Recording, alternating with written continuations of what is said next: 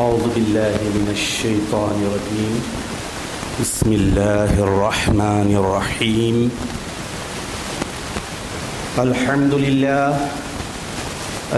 للہ نحمده ونصلی علی رسوله الکریم والمہدی الموعود علیہ الصلاۃ والتسلیم وعلى آلہما واصحابہما اجمعین اما بعد فقال اللہ سبحانہ وتعالی فی القرآن المجید والفرقان الحمید فاعوذ باللہ من الشیطان الرجیم بسم اللہ الرحمن الرحیم یا ایہا الذین آمنوا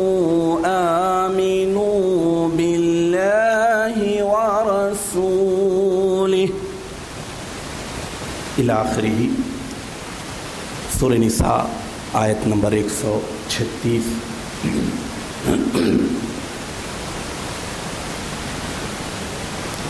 حاضرین محترم، یہ بات ذہن نشین رہے کہ ایک مومن بندے کے پاس سب سے زیادہ اہم ترین چیز ایمان اور عقیدے کی درستی ہوتی ہے،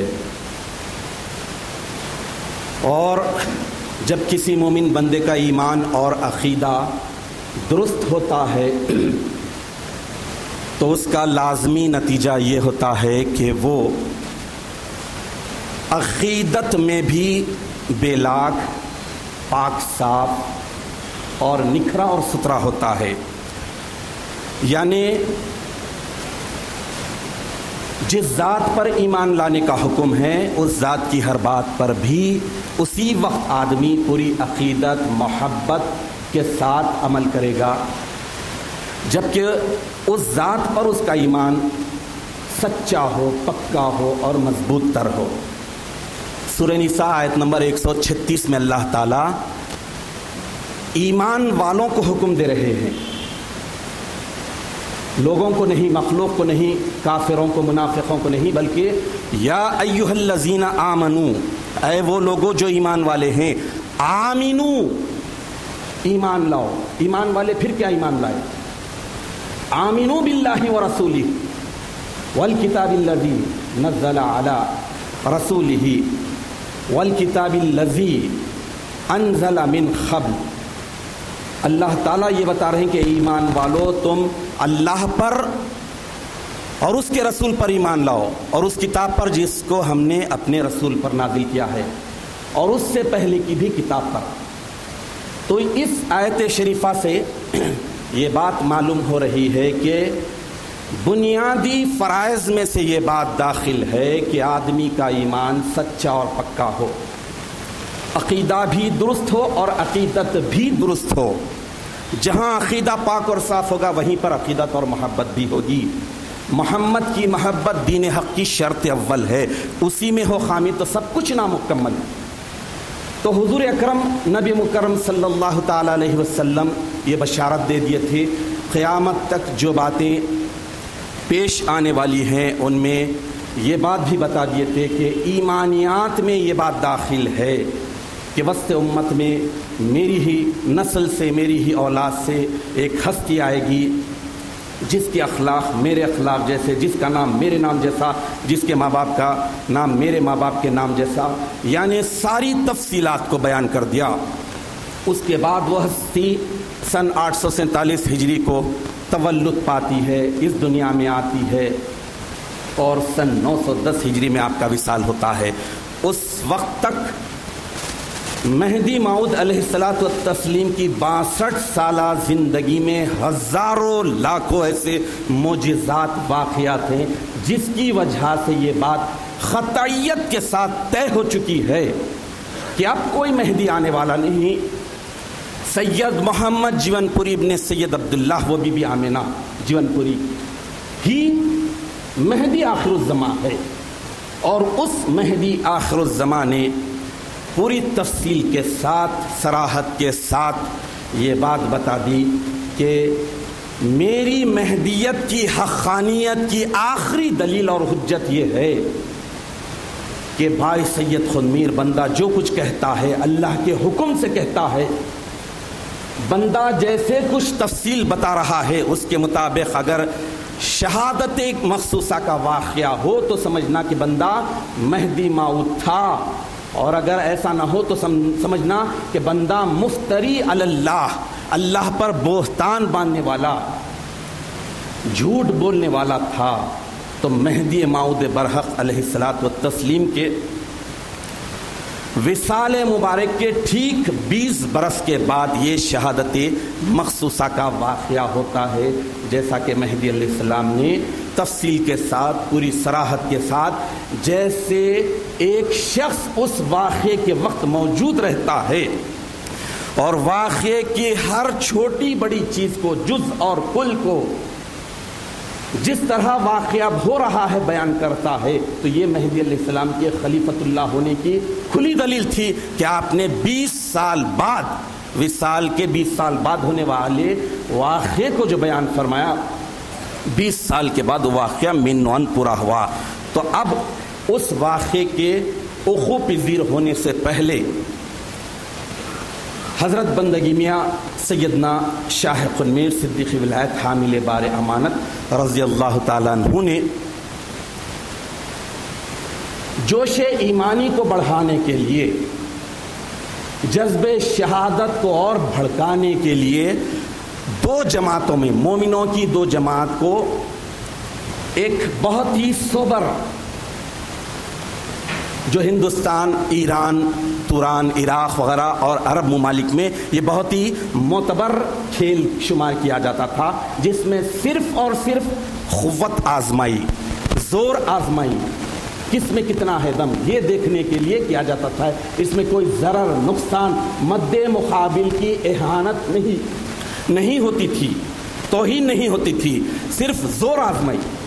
اس کھیل کو اختیار کیا گیا. اب آج موجودہ دور میں مسجد میں یہ کھیلا جا رہا ہے تو یہ تبرکن اور تصدیقن،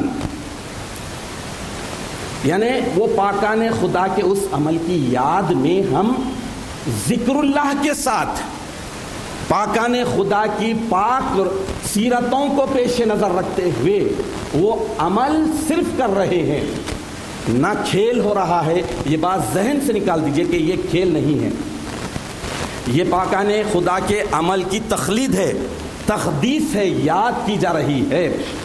اگر آدمی محبت کے ساتھ، ایمان سب سے بڑی چیز ایمان میں جو ہوتی ہے وہ عقیدت، اندیکھی باتوں پر ایمان لا لینا، قبول کر لینا.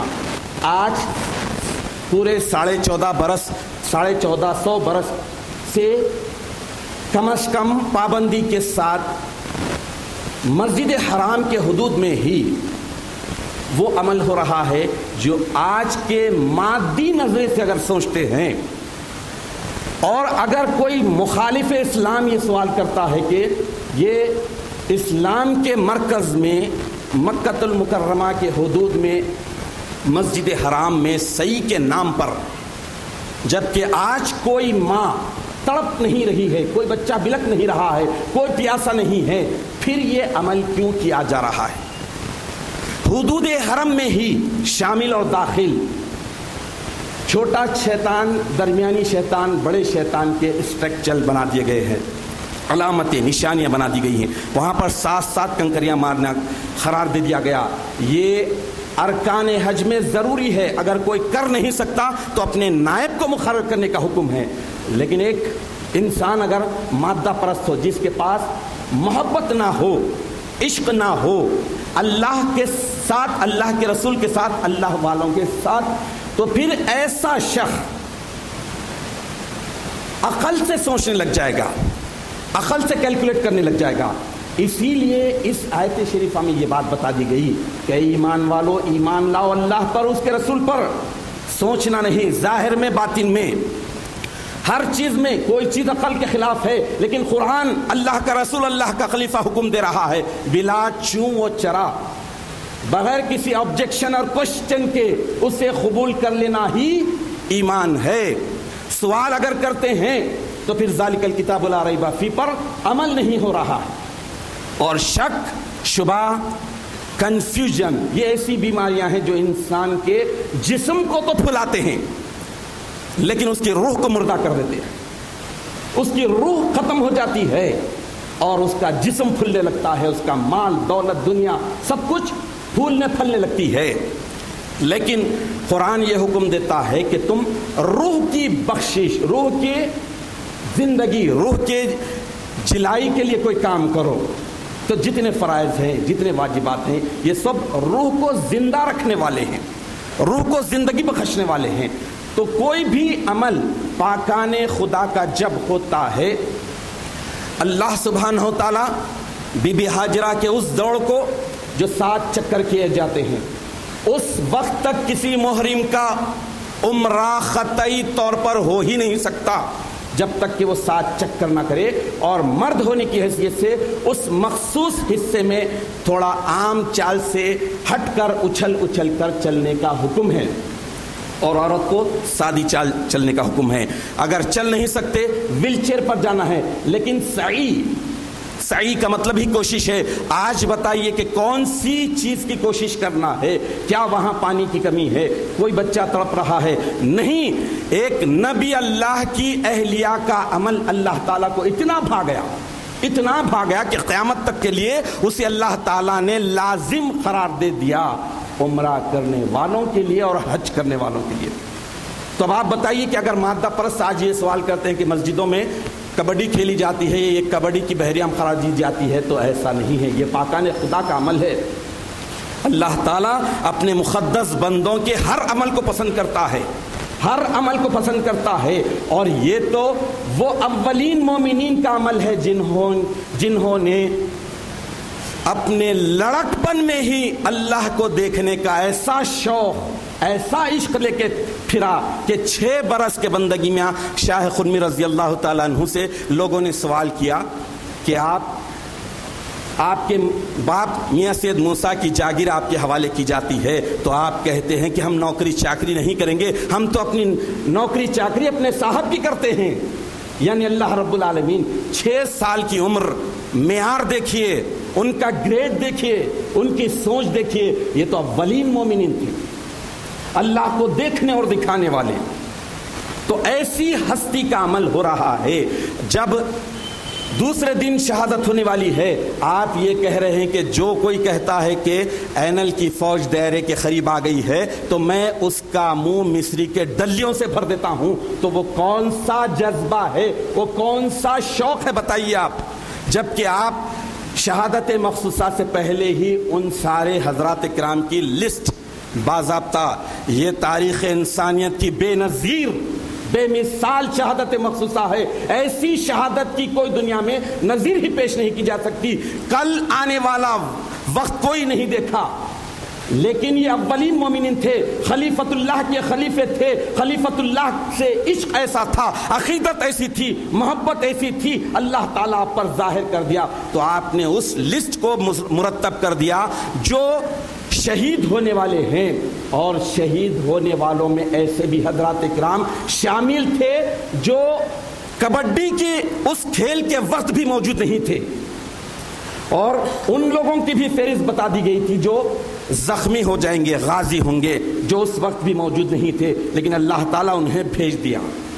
تو میں یہ بتانے کی سعادت حاصل کر رہا ہوں کہ اللہ والوں کا کوئی بھی عمل جب اللہ کو پسند آ جاتا ہے تو یہ قوم کا ایک انمول ورثہ بن جاتا ہے، یادگار بن جاتی ہے۔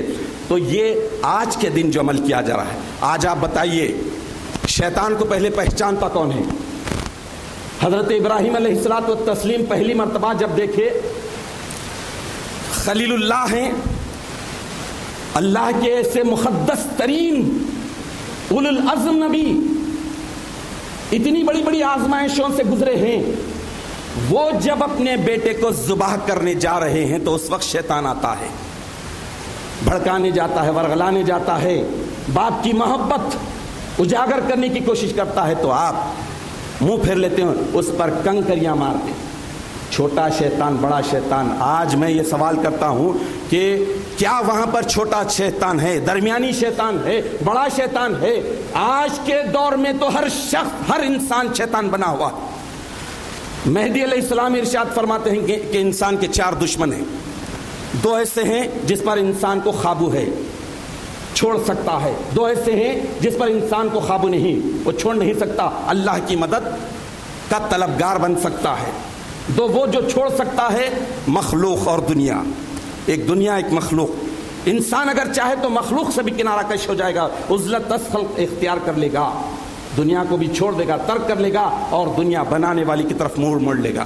لیکن شیطان اور نفس یہ ایسے ہیں کہ اس پر انسان کا خواب نہیں ہے. مہدی علیہ السلام ارشاد فرماتے ہیں کہ اللہ کی پناہ کے طلبگار بن جاؤ, اللہ سے پناہ مانگو.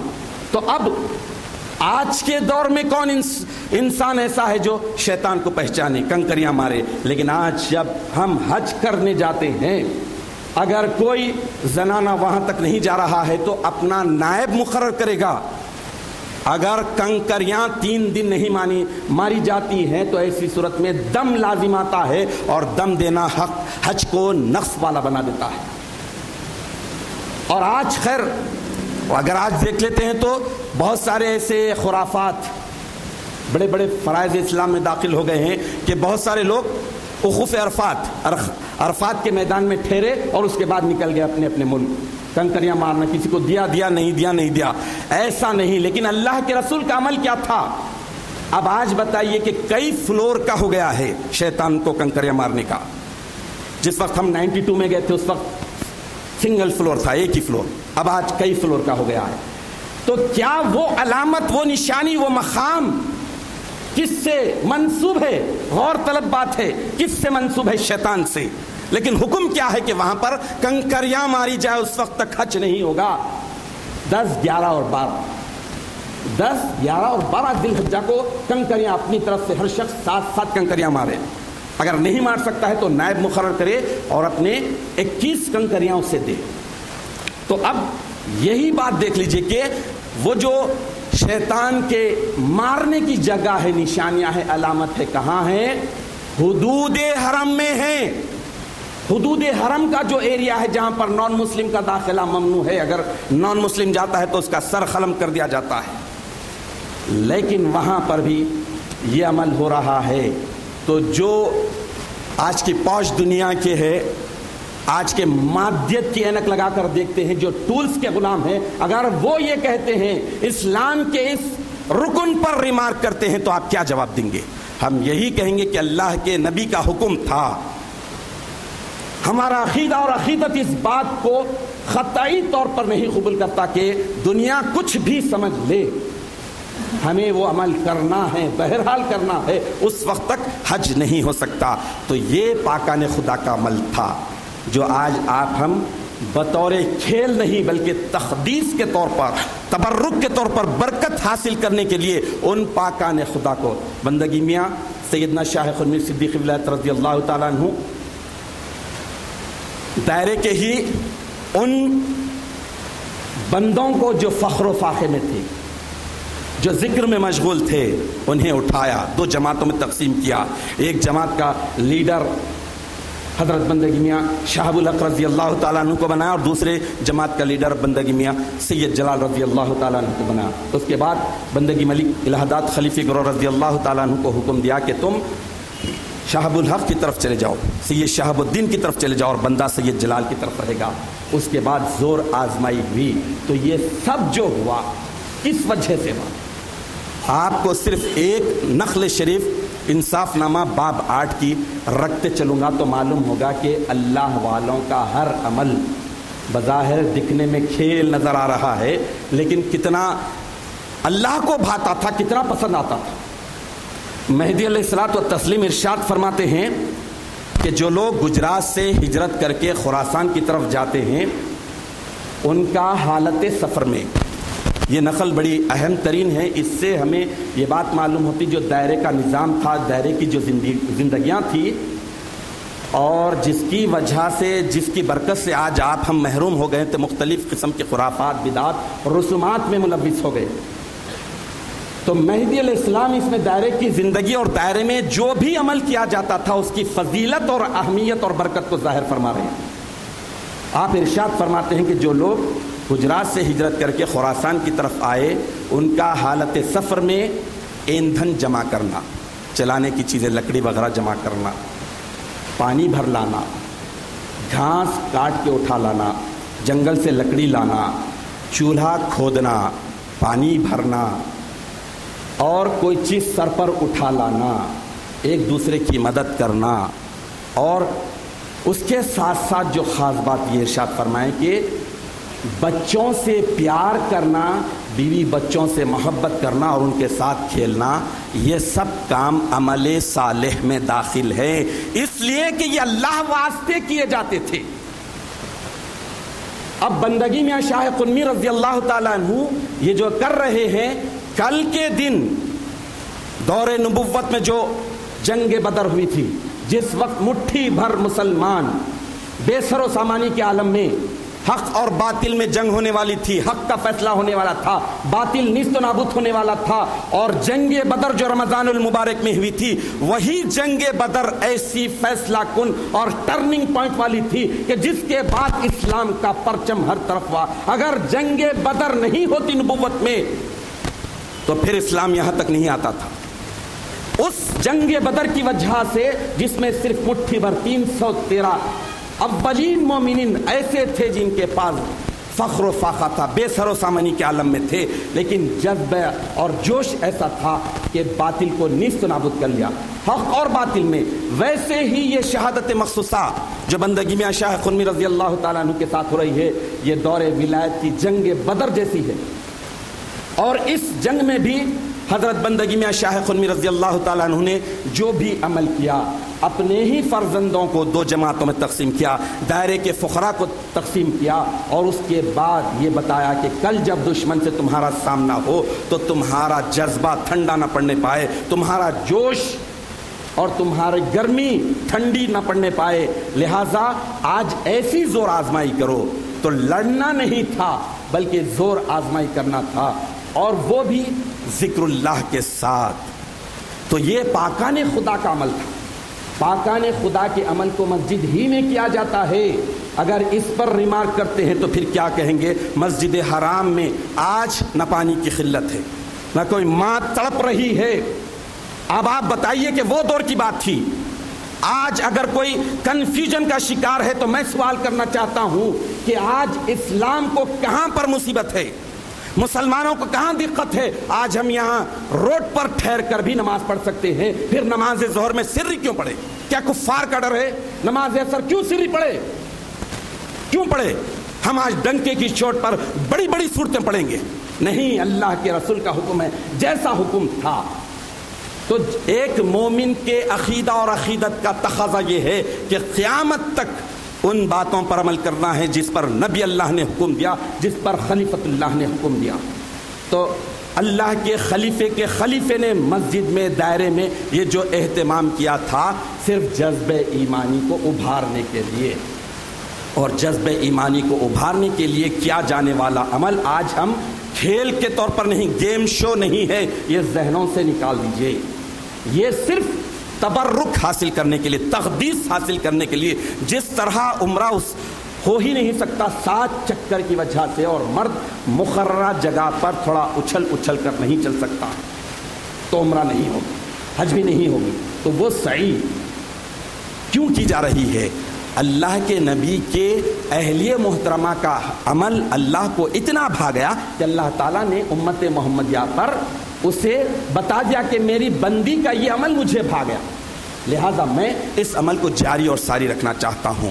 آج اینیمل رائٹس والے دھوم مچاتے ہیں، تو کیا ہم بکریوں کو ذبح کرنا چھوڑ دیں گے، یا جو حلال جانور ہیں انہیں چھوڑ دیں گے؟ ہندوستان میں ہیں، کیا غیر مسلموں کے خوف سے ہم گائے کو، جو ہندوستان کے بعض بدبخت علماء اپنے ترجمے میں گائے کی جگہ بیل کا ترجمہ کرتے ہیں، بقرہ، نان مسلم کو خوش کرنے کے لیے، تو کیا ویسا کریں گے؟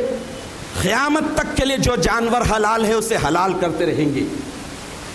یہ نہیں کہ بھائی کسی کو خوش کرنے کے لیے جائز چیز کو، حلال چیز کو حرام قرار دیں گے۔ جس چیز کو اللہ نے حلال قرار دیا ہے، تو آج اگر کوئی اینیمل رائٹس والا بات کرتا ہے کہ یہ جانوروں کو لاکھوں کی تعداد میں مسلمان حج بیت اللہ کے وقت وہاں پر اور دنیا تمام میں ذبح کر رہا ہے، لہٰذا ایسا نہیں ہونا چاہیے، تو کیا یہ بند کر دیں گے؟ اور آپ یہ بتائیے کہ وہ جانور کو ذبح کرنے پر مومن بندے کو کیا مل رہا ہے؟ اللہ تعالیٰ کا حکم ہے، اللہ کے نبی کا حکم ہے، یہ بتایا گیا ہے کہ جانور کا نہ تمہیں گوشت پہنچتا ہے، نہ خون پہنچتا ہے، نہ ہڈی پہنچتی ہے، نہ چمڑی پہنچتی ہے، بلکہ ینالہ التقویٰ منکم، بلکہ جو چیز پہنچتی ہے وہ تقویٰ اور پرہیزگاری ہے۔ لیکن حکم ہے تقویٰ اور پرہیزگاری کو ہی اختیار کر لیتے تھے، یہ جانور کو کیوں کاٹے؟ لیکن اللہ کا حکم یہ ہے کہ جانور کو کاٹو، تو کاٹنا ہے، لیکن امتحان یہ ہے کہ تقویٰ ہمارا دیکھا جا رہا ہے، پرہیزگاری دیکھی جا رہی ہے۔ تو آج جو عمل کیا جانے والا ہے اس عمل پر ہمارا ایمان اور ایمان یہ ہو کہ یہ اللہ والوں کا عمل تھا، اس عمل کی برکت سے جو شہید ہیں ان کی ارواح پاک کا تصرف ہمیں ضرور ملے گا۔ وہ پاکان خدا، قرآن خود کہتا ہے سورہ بقرہ میں کھلم کھلا اللہ تعالیٰ ارشاد فرما دیے ہیں کہ وَلَا تَقُولُوا لِمَن يُقْتَلُ فِي سَبِيلِ اللَّهِ أَمْوَاتٌ، جو اللہ کی راہ میں شہید ہو گئے ہیں، اے ایمان والو تم انہیں مردہ مت کہو، بل احیاء ولکن لا تشعرون، بلکہ وہ تو زندہ ہیں اور تم اس کا شعور نہیں رکھتے کہ وہ کیسے زندہ ہیں۔ اللہ تعالیٰ یہ بھی بتا دیے۔ تو انسان کی فطرت میں ہمیشہ یہ بات داخل ہے کہ ظاہری چیزوں کو بڑی آسانی کے ساتھ قبول کرتا ہے، مادی چیزوں کو، سورج نکل رہا ہے دیکھتا ہے تو کہتا ہے کہ ہاں سورج ہے، لیکن قرآن، اسلام، مسلمان، نبی، خلیفۃ اللہ یہ کہتے ہیں کہ جس طرح تمہیں اپنی پیٹھ پر پیٹھ ہونے کا عقیدہ ہے، جس طرح تم اپنے باپ کو باپ، فادر، مدر، ابو کہتے ہو، اسی طرح نبی کی ہر بات پر، خلیفۃ اللہ کی ہر بات پر ویسے ہی ایمان ہونا چاہیے۔ زمین کو زمین ماننے والے، آسمان کو آسمان ماننے والے، سورج کو سورج ماننے والے، چاند کو چاند ماننے والے، ظاہر بین۔ لیکن اسلام یہ دعوت دیتا ہے، ایمان کا تقاضا یہ ہے کہ ان باتوں پر ایمان ہو۔ ذالک الکتاب لا ریب فیہ، یہ کتاب ایسی ہے جس میں شک نہیں ہے۔ ھدی للمتقین، یہ ایسے متقیوں کو ہدایت دینے والی ہے، وہ متقیوں کو ہدایت دینے والی ہے جن کی سب سے پہلی نشانی الذین یؤمنون بالغیب، غیب پر جن کا ایمان ہوتا ہے۔ کس نے دیکھا نبی اللہ کو؟ کس نے دیکھا خلیفۃ اللہ کو؟ مصیبت، مشکل تو ان حضرات کی تھی جو نبی اللہ پر ایمان لائے، جو خلیفۃ اللہ پر ایمان لائے۔ ہلاک اور برباد وہ ہوئے جو نبی اللہ کا انکار کیے، جو خلیفۃ اللہ کا انکار کیے اور کر رہے ہیں۔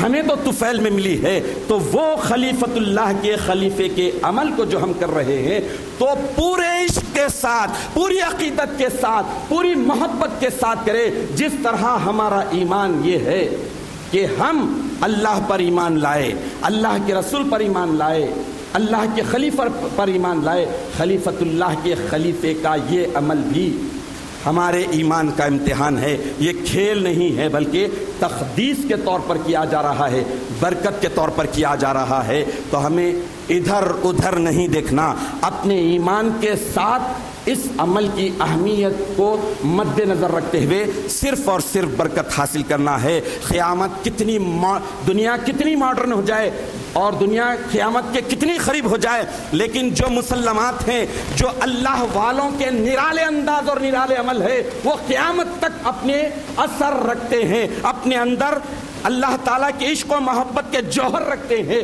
ہمیں صرف پورے عقیدت اور محبت کے ساتھ، پورے تسلیم و رضا کے ساتھ، پورے اپنے سر تسلیم کو خم کرتے ہوئے اس عمل کو قبول کرنا ہے، ایکٹنگ کے طور پر نہیں، پوری محبت کے ساتھ کرنا ہے۔ اس لیے کہ بندگی میں شاہ قرمین صدیق ولایت رضی اللہ تعالیٰ عنہ کی ذات اقدس و محبت الہی اور عشق الہی کا ایسا پیکر تھا، ایسا پیکر تھا کہ صرف 18 برس کی عمر میں جب خلیفۃ اللہ مہدی علیہ الصلوۃ والتسلیم سے مل رہے ہیں تو بے حجابانہ ایسا دیدار ہو رہا ہے کہ نماز جو کلیم کے ساتھ کلام کرنے کی ہے، نماز جو کلیم کے ساتھ کلام کرنے کی، اللہ سے بے راز ہونی ہے، بے تکے انداز میں رازدارانہ طور پر ہو یا کھلم کھلا ہو، جو راز و نیاز کی باتیں کرنا ہے، اپنے دل کی بات رکھنا ہے، اس میں حضرت شاہ قنوی رضی اللہ تعالیٰ عنہ اپنے سر کو بھی پیش کر دیا، 100 سروں کو بھی پیش کر دیا۔ انشاءاللہ العزیز پرسوں ہفتے کی شب بندگی میں شاہ قنوی رضی اللہ تعالیٰ عنہ کی بہرام کے مقدس موقع پر حجت مہدیت کا تکملہ کیسا ہوا، دین مہدی کی بقا کیسے ہوئی، وہ بات کو پیش کرنے کی سعادت حاصل کی جائے گی۔ آپ بھی آئیے، تمام احباب کو بھی لائیے، زنانے کے لیے بھی خواتین کا گھر میں انتظام ہے، وہاں پر خواتین کو بھی لائیے۔ لیکن سب سے اہم بات یہ ہے کہ جیسا کہ میں نے سورہ نساء کی آیت نمبر 136 کی تلاوت کا شرف حاصل کیا، اس میں اللہ تعالیٰ مومنوں سے مخاطب ہے اور حکم دے رہا ہے۔ قرآن میں جہاں پر حکم آتا ہے وہ فرض کا درجہ رکھتا ہے۔ یا ایھا الذین آمنوا آمنو، اے ایمان والو ایمان لاؤ باللہ، اللہ پر، ورسولہ، اور اس کے رسول پر۔ تو اب آپ بتائیے کہ ایمان والے اللہ پر پھر کیا ایمان لائے؟ وہی بات بتائی جا رہی ہے کہ ایمان والے ہمیشہ اپنے ایمان کا جائزہ لیتے رہے۔ 5 وقت کی اذان میں کیوں محمد الرسول اللہ کا اقرار کیا جا رہا ہے، اللہ کی وحدانیت کا کیوں اقرار کیا جا رہا ہے؟ یہ ریوائز ہو رہا ہے، ایمان کو جلا بخشنے کے لیے اللہ تعالیٰ کہہ رہے ہیں۔ اسی آیت شریفہ کے حکم سے ہے کہ مومن بندہ یہ نہ سمجھ لے کہ میں مومن کے گھر میں پیدا ہوا ہوں، مصدق کے گھر میں پیدا ہوا ہوں، مہدوی کے گھر میں پیدا ہوا ہوں، ایسا نہیں ہے۔ 5 وقت کی اذان للکار رہی ہے، 5 وقت کی نماز یاد دلا رہی ہے کہ اے ایمان والے تو اپنے ایمان کو کھنگال، نکھار، سنوار اور ابھار، ورنہ تو بھی پھر بے ایمان ہو جائے گا۔ تو ایمان والوں کے اس ایمان والوں کے مقدس عمل کو جو ہم کر رہے ہیں تو پوری محبت کے ساتھ، پورے عشق کے ساتھ پورے ڈوب جائیے کہ یہ وہ اللہ والوں کا عمل تھا جنہوں نے ان اللہ مع الصابرین کے نعرے کو پورا کر دکھایا کہ صبر کرنے والوں کے ساتھ اللہ ہوتا ہے۔ جب میاں سید جلال 14 سالہ معصوم فرزند اللہ کی راہ میں شہید ہو رہے ہیں، ظالموں نے، جنہوں نے قرآن پر عمل کرنے کا دعویٰ کیا تھا، جنہوں نے حدیثوں سے واقف ہونے کا دعویٰ کیا تھا، جب وہ معصوم بچے کو ذبح کرتے ہیں، بندگی میں رضی اللہ تعالیٰ عنہ کو معلوم ہوتا ہے تو آپ کیا کرتے ہیں؟ روتے نہیں، بلبلاتے نہیں۔ وبشر الصابرین الذین اذا اصابتهم مصیبۃ، یہ بشارت دینے، قرآن جو بشارت دیتا ہے اس کا پیکر بن جاتے ہیں، صبر کرتے ہیں اور سجدہ ریز ہو جاتے ہیں کہ اللہ نے میری مراد کو قبول کیا، میرے جوان فرزند کو قبول کیا۔ آج ہمیں کچھ بھی کرنا نہیں ہے، محنت کرنی نہیں ہے، لڑنا نہیں ہے، دبکو بنے بیٹھے ہیں، ہمیں تو صرف یہ بزرگان دین کے اس عمل کے تبرک حاصل کرنا ہے۔ تو چلیے پوری محبت کے ساتھ عمل کرنے کی سعادت حاصل کریں گے، دعا کریں گے کہ اللہ رب العالمین اپنے فضل و کرم سے رسول مہدی کے صدقے سے شہادت مخصوصہ کی حامل ذات اقدس حضرت بندگی میاں سیدنا شاہ قنوی صدیق ولایت رضی اللہ تعالیٰ عنہ کے صدقے، اور وہ پورے شہدائے کرام جن کی آج بہرام کی جا رہی ہے، جن کا بہرا لیا جا رہا ہے، آپ حضرات واقف ہو جائیے کہ ان میں ایسے ایسے مقدس ہستیاں ہیں جن کے حسب اور نسب سے تاریخ واقف نہیں، ایسی ایسی ہستیاں اس میں شامل ہے آج کے شہدائے کرام میں، اور ان ہستیوں کا آج بہرا لے رہے ہیں، اپنا چلو اور پلو پسار رہے ہیں۔ تو کیونکہ وہ اللہ کی محبت میں، اللہ کے عشق میں اپنا سب کچھ قربان کر دیا۔ تو ان پاکان خدا کے صدقے میں بھی شہدائے بدر ولایت کے صدقے اور طفیل میں ہمیں بھی اللہ تعالیٰ ایمان کی سلامتی عطا فرمائے، ہماری ساری نسلوں کو بھی ایمان کی سلامتی عطا فرمائے، ایمان پر پوری مضبوطی کے ساتھ جمع رہنے کی توفیق عطا فرمائے، اور ہمیں ان پاکان خدا کے ہر عمل کو پورے عشق، پوری محبت کے ساتھ کما حقہ کرنے کی توفیق عطا فرمائے۔ آمین یا رب العالمین، وآخر دعوانا ان الحمدللہ رب العالمین۔